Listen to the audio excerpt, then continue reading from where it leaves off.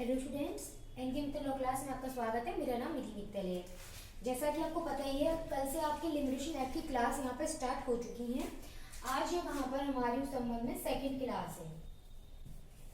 कल जब हमने लिमिटेशन एक्ट की बात करी थी, हमने बेसिक स्टार्ट करा था हमने वहाँ पर। आज भी हम इसके बेसिक पॉइंट्स के बारे में बात करेंगे। हमने कल यहाँ पे यह जाना था कि जो लिमिटेशन एक्ट होता है, आप उसे सब्सटेंटिव लॉ में रखेंगे कि प्रोसीजर लॉ में रखेंगे या फिर दोनों में। तो सही आंसर आता है कि लिमिटेशन एक्ट को आप प्रोसीजर लॉ के अंतर्गत मानते हैं। कौन से लॉ में मानते हैं आप इसे? लिमिटेशन एक्ट को प्रोसीजर लॉ में मानते हैं। भाई लिमिटेशन एक्ट हमें क्या प्रोवाइड करवाता है? लिमिटेशन एक्ट आपको यह बताता है कि अगर आपको कोई मुकदमा दाखिल करना है, मैंने कल भी बताया था, इसमें सेक्शन 1 से लेकर 32 तक बताए गए हैं। इसमें सेक्शन बताए गए हैं 1 से लेकर 32 तक, और इसमें शेड्यूल बताए गए हैं, और शेड्यूल भी 3 भागों में बताए गए हैं। पहला भाग क्या है इसका? फर्स्ट, जो रिलेट करता है सूट से। सेकंड डिवीजन जो है वो रिलेट करता है किससे? अपील से। और इसमें थर्ड आता है डिवीजन जो रिलेट करता है एप्लीकेशन से। ठीक है, तो जो लिमिटेशन एक्ट है वो आपको क्या प्रोवाइड करवा रहा है? वो आपको ये बता रहा है कि भाई आपको अगर कोई अपना सूट फाइल करना है, आपको कोई अपना अगर अपील करनी है, कोई एप्लीकेशन दाखिल करनी है, तो एक लिमिटेशन पीरियड आपको बताया गया है। अगर भाई यहाँ पर आप ये समझिए, अगर ए है, उसने बी से रुपये उधार लिए थे 2 लाख रुपए। ठीक है, कितने रुपए उधार लिए थे उसने? बी से 2 लाख रुपए। कब उधार लिए थे? 3 जनवरी 2005 को उधार लिए थे उसने। यहाँ पर 2 महीने के लिए ए ने बी को 2 लाख रुपए दिए थे उधार में। 2 महीने के बाद में अगर यहाँ पर जो बी है उसने पैसे वापस करने से मना कर दिया, उसने पैसे वापस नहीं करे ए के लिए, तो अब यहाँ पर जो ए होगा, जो क्रेडिटर की पोर्शन में है, उसके पास में यहाँ पर क्या राइट आ जाएगा? ए के पास अपोज यह राइट आ जाएगा कि वो बी के अगेंस्ट एक सूट फाइल करे। जनरल स्पीकिंग जो लिमिटेशन पीरियड बताया गया है यहाँ इस वाले मामले वो कितना है? 3 साल का बताया गया है। पर जो ए है वो क्या कह रहा है कि वो 2017 में मुकदमा दाखिल करने की बात कर रहा है बी के अगेंस्ट। नहीं, ये पॉसिबल नहीं हो सकता है। क्यों? क्योंकि आपको जो लॉ ऑफ लिमिटेशन है, जो लॉ ऑफ लिमिटेशन आपको बताया गया है, उसके अंतर्गत आपको यह कहा गया है कि आपको रेमेडी क्या दी गई है आपको ये वाली, कि आप 3 साल के भीतर जो है आप मुकदमा दाखिल कर सकते हैं। पीरियड वहां पे लिमिटेशन पीरियड डिसाइड कर दिया गया है। आपका जो राइट है, ए का राइट क्या है? बी के अगेंस्ट मुकदमा करना जो है ए का राइट है। तो लिमिटेशन पीरियड जो है आपके राइट को बार नहीं कर रहा है, आपको राइट है, लेकिन आपका जो लिमिटेशन टाइम पीरियड दे रखा गया है, अगर आपने उस टाइम पीरियड के अंतर्गत अगर आपने सूट फाइल नहीं करा, अगर आपने अपील दाखिल नहीं की, जो टाइम पीरियड बताया गया है, एप्लीकेशन जो टाइम पीरियड बताया गया है, उस टाइम पीरियड में अगर आपने दाखिल नहीं करा, तो फिर वो आपके राइट को तो वही बार नहीं करेगा, आपका राइट तो बना रहेगा। आप किसी और तरीके से इन्फोर्स करवाइए फिर उसे, पर जो आपका रेमेडी प्राप्त करने का तरीका है ये वाला, ये उसको क्या कर देगा? ये उसको फिर बात कर देगा।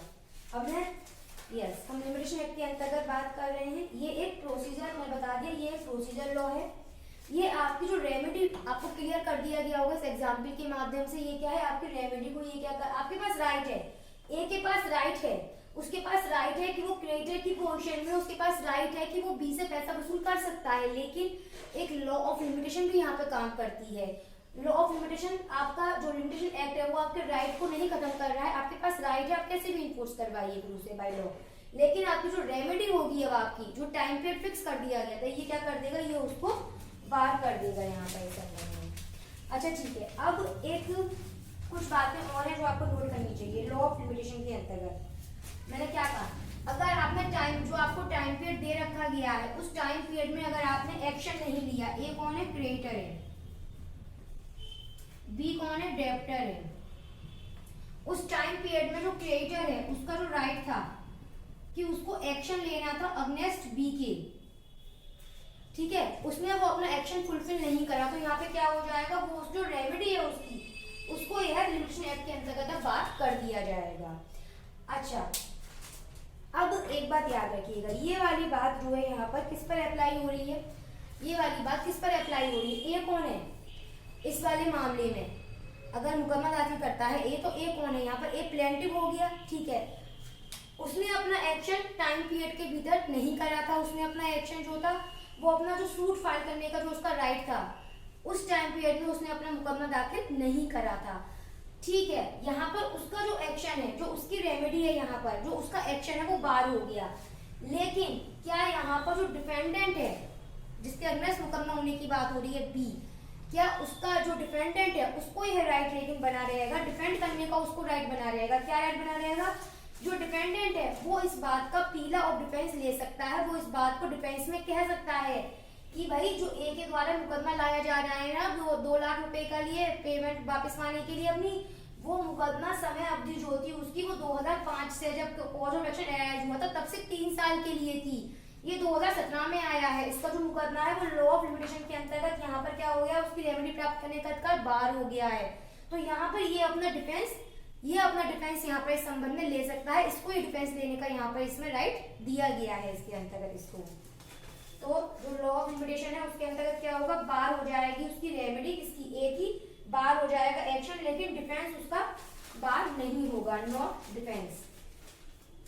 यस, जनरली स्पीकिंग अगर हम बात करें तो जो लॉ ऑफ एविडेंस, जो जनरली स्पीकिंग हम बात करें जो लॉ ऑफ लिमिटेशन है, लिमिटेशन एक्ट जो है वो जनरली स्पीकिंग क्रिमिनल प्रोसीडिंग के ऊपर एप्लीकेबल नहीं होता है except where express provision have been made for that purpose. अगर वहां पर एक्सप्रेसली कोई प्रोविजन बताया गया है उससे रिलेटेड तो फिर उसके ऊपर एप्लीकेबल माना जाएगा।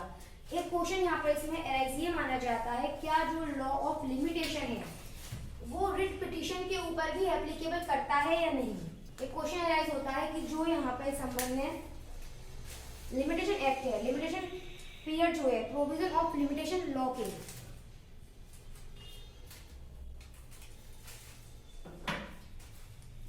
जो प्रोविजन है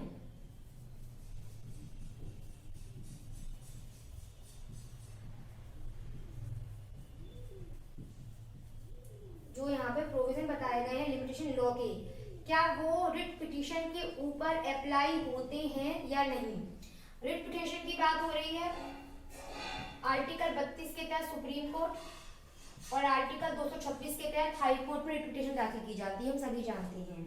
क्या जो प्रोविजन ऑफ लॉ, क्या जो प्रोविजन है लिमिटेशन लॉ के वो रिट पिटीशन के ऊपर अप्लाई होती हैं या नहीं। नहीं, वो रिट पिटीशन के ऊपर जो लॉ के जो लिमिटेशन लॉ के जो प्रोविजन है वो अप्लाई नहीं होते रिट पिटीशन के ऊपर। आप जब बुक को पढ़ेंगे तो आपको और बात समझ में आएगी। वहाँ क्लियर दे रखा गया है provision of limitation law not apply to writ petition. क्यों? क्योंकि रिट पिटीशन ना तो सूट है, ना अपील है और ना ही एप्लीकेशन के अंतर्गत आती है। तो जो रिट पिटीशन के प्रोविजन पिटीशन है उस पर प्रोविजन ऑफ लिमिटेशन लॉ जो है वो अप्लाई नहीं मानी जाती है। एक इसी में ये क्वेश्चन बनता है इस संबंध में, आपको पता होगा जो लॉ ऑफ लिमिटेशन है, जो लिमिटेशन एक्ट है वो कहाँ पर अप्लाई होता है। तो जो लिमिटेशन एक्ट है वो ओनली टू ओनली कोर्ट पर अप्लाई होता है, टू कोर्ट। जो लिमिटेशन एक्ट है वो ओनली टू ओनली कोर्ट पर अप्लाई माना जाता है। Don't apply to proceeding before labour court, वो अप्लाई नहीं होता है जो लेबर कोर्ट की प्रोसीडिंग होती है उस पर आर्बिट्रेशन।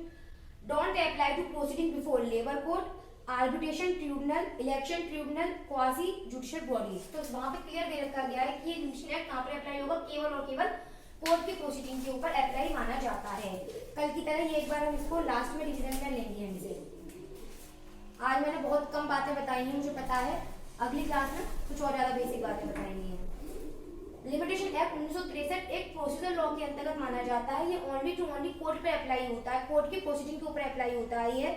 जैसे कि कोई लेबर कोर्ट वगैरह है अगर यहाँ पे संबंध है, या फिर कोई आर्बिट्रेशन ट्रिब्यूनल वगैरह है, इलेक्शन ट्रिब्यूनल वगैरह है, क्वासी जुडिशियल बॉडीज है, तो उनके ऊपर ये अप्लाई नहीं माना जाता है।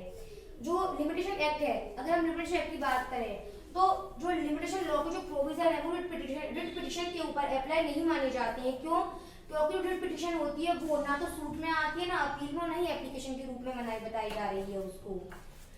जो यहाँ पर इस संबंध में लिमिटेशन एक्ट की अगर हम बात, लिमिटेशन एक्ट के अंतर्गत हम अगर बात करें तो आप देखिएगा कि जहां पर आपको राइट दिया गया है, आपको एग्जाम्पल की बात कर रही हूँ मैं, आपको राइट दिया गया है कि आप बी से पैसे वसूल कर सकते हैं, ठीक है मानते हैं, लेकिन आपको लिमिटेशन पीरियड को भी ध्यान रखना पड़ेगा कि आप कितने समय के भीतर मुकदमा दाखिल कर सकते हैं, क्योंकि आपको याद होगा कल जो मैंने आपको बताई थी 2 लीगल मैगजीन बताई थी जिसके ऊपर लिमिटेशन लॉ को आधारित माना जाता है।